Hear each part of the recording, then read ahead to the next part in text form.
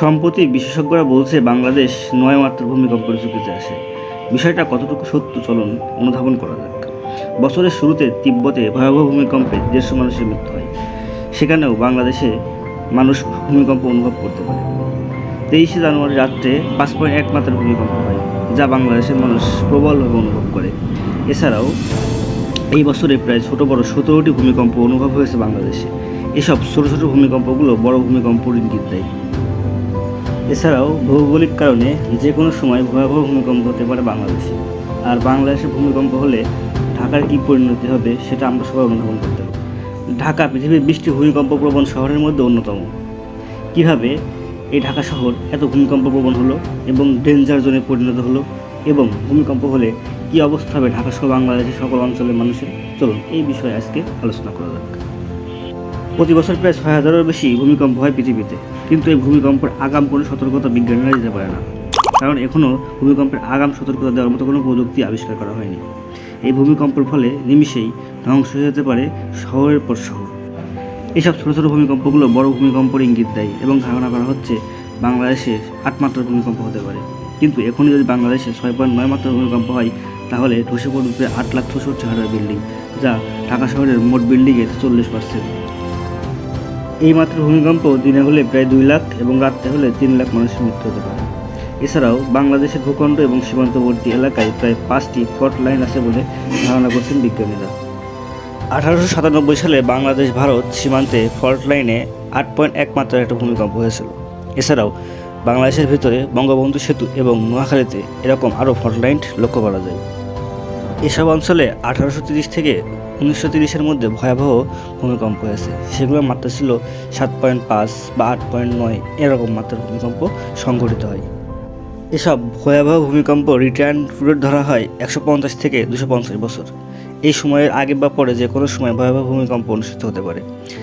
১৭৬২ সালে চট্টগ্রাম এবং আরাকান সীমান্তে ৮ মাত্রার একটা ভূমিকম্প হয়, যা এখনও ফিরে আসেনি। এছাড়াও ১৭৮৫ সালেও একটা ভয়াবহ ভূমিকম্প হয়, যা হয়তো ১০ থেকে ২০ বছরের মধ্যে ফিরে আসবে বলে ধারণা করা হচ্ছে।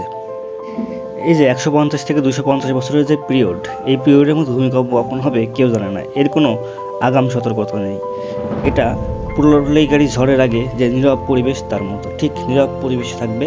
হঠাৎ করে ভূমিকম্পে সব কিছু লণ্ডভণ্ড হয়ে যাবে এবং শহরের পর শহর ধসে যাবে, মানুষের পর মানুষ মারা যাবে। এইসব ভয়াবহ পরিস্থিতি সৃষ্টি করতে পারে এইসব ভূমিকম্পগুলো। বিশেষজ্ঞদের ধারণা মতে বাংলাদেশ ৩টি প্লেটের ওপরে অবস্থিত।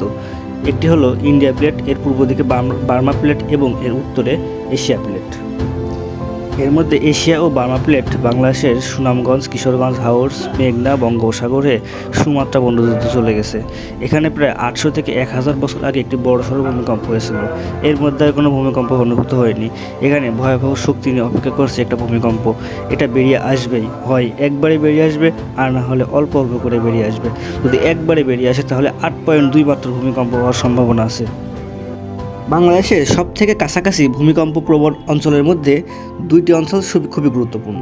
একটি হচ্ছে বাংলাদেশের উত্তর পূর্ব অঞ্চলের সিলেটের ডাউকি বল্টে এবং আরেকটি হচ্ছে পূর্ব অঞ্চলের চট্টগ্রাম ত্রিপুরা বেল্টের পাহাড়ি অঞ্চল।